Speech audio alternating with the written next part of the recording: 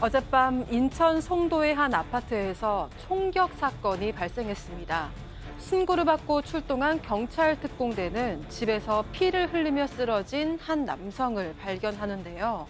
병원으로 옮겨졌지만 끝내 사망하고 말았습니다.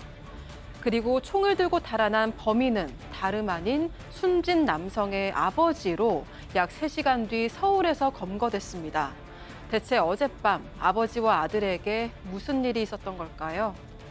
자, 양 변호사님, 진짜 어제 무슨 일이 있었던 겁니까? 너무 충격적인 소식이었죠. 어제 인천 송도 한 아파트였습니다. 9시 30분 정도에 충격 사고가 있다, 사건이 있다라는 신고가 접수가 됐습니다. 내용인즉슨 이 여성이 시아버지가 남편을 쐈다라고 신고를 한 거예요.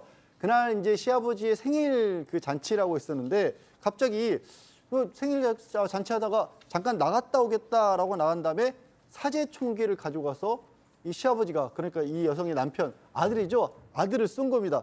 저 자리에 생일 축하를 하기 위해서 아들을 내외하고 손자들하고 지인까지 있었다라는 거예요. 급히 피난 몸을 숨긴 상태에서 경찰에 신고를 한 건데, 숨어 있으면서 이제 바깥 상황도 알 수가 없는 상황이었지 않습니까? 이 신고자분도. 또 경찰도 총기 사고라서 바로 들어가지 못해서 결국 경찰 특공대가 출동을 했는데, 신고가 있고 나서 1시간 10분 뒤인 10시 40분에야 경찰 특공대가 진입을 할 수 있었습니다.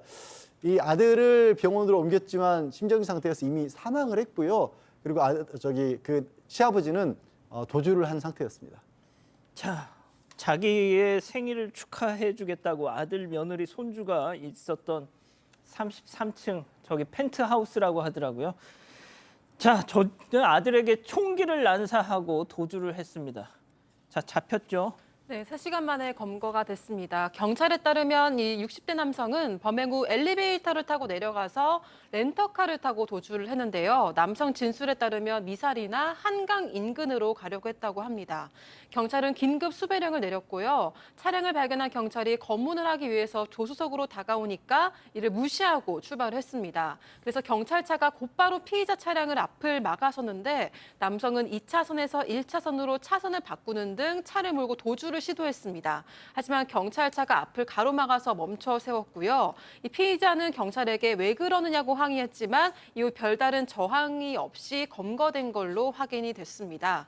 여기 차량 조수석과 트렁크에서는 범행 후에 사용하고 버리고 간 총열 2정 이외에도 추가로 총열에 해당하는 쇠파이프 11정과 실탄들이 발견이 된 걸로 알려졌습니다. 또 경찰은 피의자인 60대 남성이 범행 당시 주취 상태가 아니었고 마약 간이 검사를 시행한 결과 음성으로 나왔다고 밝혔습니다. 또 총기 관련한 전과나 정신병력도 없다고 밝혔고요. 유서도 발견된 게 없었다고 합니다. 자, 저게 지금 보시는 게 진짜 쇠 구슬입니다. 저게 그 쇠 파이프로 만든 총열을 지나서 아들의 몸을 뚫고 지나간 것이죠. 자, 이 사제 총기 그리고 많은 그 부품들 도대체 어디서 난 걸까요? 경찰 브리핑 잠깐 보고 가시죠. 총기 제작 관련 파이프 등 자재들을 구매 후 공작소에서 용도에 맞게 잘라 제작하였고, 사용된 총알은 과거 오래전부터 구입하여 소지하고 있었다는 진술이며, 피해자 주거진의 인화성 물질 설치 관련 피해자가 직접 연구하여 범행 전 집에서 나오기 전에 제작 완료하였다는 진술입니다. 자, 직접 연구해서 만들었다고요? 유튜브를 통해서 제작을 되었던 것으로 좀 알려져 있고, 자세한 내용은 이제 경찰에서 아마 조사를 좀 해야 될 것 같아요. 이 총기가 이게 총기 원리하고 비슷하긴 합니다. 총이 이제 앞에 발사대가 있고 총열 같은 게 쇠파이프로 연결되어 있는데 이게 일회성으로 붙이기도 하고, 그래서 폭약을 발사시키면 뒤에서 공이를 쳐가지고 그 총열 따라 총알이 날아가는 구조고요. 총알이 어디서 구했냐? 산탄총인데 총알을 어떻게 구했냐고 물어보니까 20년 전에 총알을 구입한 적이 있다고 합니다. 그때 누가 총기 해가지고 총알 판다고 하니까 그 총탄을 구입했는데, 지금 그 집에 가보니까 총열도 여러 가지가 있고요. 특히 총알 같은 게 지금 실탄 86개가 지금 남아있다고 합니다. 86발이요? 예. 이게 수렴용 실탄으로서 쇠구슬이 여러 개 든 것이라고 알려져 있습니다. 아, 실탄 안에 작은 저런 네. 쇠구슬이 막 수십 개가 여러 개가 들어가 있다. 이제 그게 팡 터지면서 자, 그야말로 뭐랄까요? 벌집이 되는 거죠, 시쳇말로. 자, 교수님. 네. 도대체 무슨 심리일까요? 저는 뭐 사실은 이 사람의 모든 행동은 저는 망상이 있었다, 피해 망상이나 관계 망상 외에는 어떤 걸 들어도 다 용납하거나 이해할 수는 없을 것 같아요. 어떤 뭐 원망이나 원한 관계가 있었거나 아들한테 서운한 게 있었다고 해도 아버지가 아들을, 그것도 손주들과 며느리가 보는 앞에서 이렇게 잔인하게 살인을 했다? 이거는 사실은 어떤 심리적인 요소로도 저는 완전히 그냥 제정신이 아니었다라는 것 외에는 잘 이해가 되기가 어렵습니다. 지금 아들을 이렇게 살인한 것도 모자라서요. 오늘 새벽에 검거가 됐는데 집에 폭발물을 설치한 것을 또 밝혀냈어요. 근데 오늘 낮 12시에 원래 이제 터지는 걸로 다 이제 타이머가 조정되어 있었다고 합니다. 그래서 경찰 특공대와 경찰견이 파견이 됐고요. 들어가서 인화성 물질 페트병 1.5리터짜리 15개. 그리고 타이머, 기폭 장치가 발견이 됐어요. 그래서 주민들 100여 명이 지역 보건소로 대피하는 소동까지 있었습니다.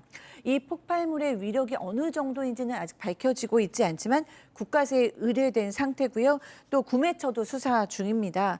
범행 동기가 도대체 뭔지 궁금하잖아요. 예. 현재로서는 그냥 가정 불화다라는 정도만 얘기를 했는데 그 동기가 지금 확실하지가 않기 때문에 프로파일러가 투입될 예정이라고 합니다. 자칫 잘못됐더라면 진짜 대량 살인에 정말 우려가 있을 뻔했는데, 자, 일단 이 사람 대체 어떤 인물인지가 조금 궁금합니다. 체크포인트 짚어보죠. 히키코모리. 자, 은둔형 외톨이였다는 얘기죠. 인근 주민 얘기 들어보시죠. 아들은 여기 와서 살다가 결혼을 해서 나갔거든. 부부시간에 사이가 좀 안 좋아. 그래가지고 이제 혼자 살고 있었거든. 히키코모리 아세요? 히키코모리? 집에서 있는 사람. 직업도 없고 손재주가 되게 좋아서 주워다가 뭘 마셔. 그렇게 팔았다고 그러더라고. 뭘까요, 도대체? 이거 주민의 얘기긴 합니다. 아들이 거기 살았다고 합니다. 살다가 결혼하면서 나갔다고 하고, 지금 이 남성 같은 경우는 혼자서 거주를 한 것 같아요. 아마 그 아내랑 헤어진 상황으로 보이고, 은둔형 외톨이 아니냐, 히키꼬모리 이런 얘기를 지금 하고 있는 상황이고요. 막 그러다 보니까 사실은 혼자 있는데 눈에 띄었던 게 사실 손재주가 많이 뛰어나가지고 뭐 연장이라든지 물건 같은 거 잘 만들어서, 그래서 이 주민 얘기에 따르면 잘 씻지는 않는데 어떤 걸 잘 만들어서, 그래서 그런 얘기를 한 적도 있다 그래요. 야, 그 정도 있으면 연장 들고 다니니까 총도 만들 수 있겠네라고 얘기를 했는데, 이웃들이 가벼운 말로 했던 건데 진짜로 만들었다고 해서 상당히 놀랐다고 합니다. 자, 일단 지금 들어온 속보는 양 변호사님, 경찰이 구속영장을 신청했다고 하는데 앞으로 어떻게 될까요? 일단 구속영장 신청할 때 혐의를 적용한 걸 보면 살인죄가 분명하고 이제 총포 도급류 안전관리에 관한 법률 위반이 있을 거고, 폭발물 설치한 건 현주 건조물 방화 미수가 적용이 될 겁니다.